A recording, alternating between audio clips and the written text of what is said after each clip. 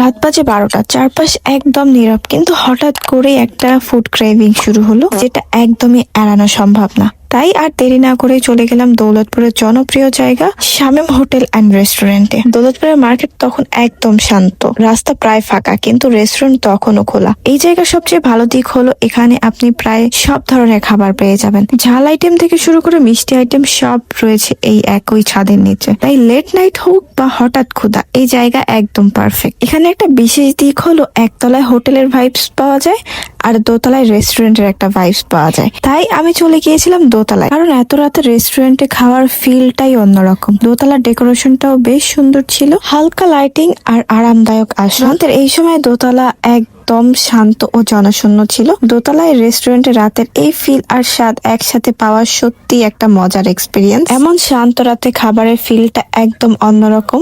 আজ আমি অর্ডার দিয়েছিলাম চিকেন গ্রিল, বারবিকিউ আর নান। খাবার আসতে খুব সময় লাগেনি, আর খাবারটা পেয়ে আমি বেশ খুশি ছিলাম, কারণ আমার খুবই ক্রেভিং হচ্ছিল খাবার জন্য। আর প্রথম বাইটেই তা বুঝে গেল এই রাতে এখন আসাটা একদম সঠিক সিদ্ধান্ত ছিল। চিকেনটা ছিল একটু জুসি, বারবিকিউর ফ্লেভারটা একদম পারফেক্ট উইথ মিউনিস, আর নানটা ছিল নরম আর ফ্রেশ। সব মিলিয়ে কম্বিনেশনটা ছিল একদম পারফেক্ট। লেট নাইট ফুড লাভারদের জন্য দৌলতপুরের শামীম হোটেল অ্যান্ড রেস্টুরেন্ট হতে পারে একদম পারফেক্ট প্লেস। যতই রাত হোক, ভালো খাবারের জন্য ভালো একটা জায়গা থাকলেই সবই ঠিক।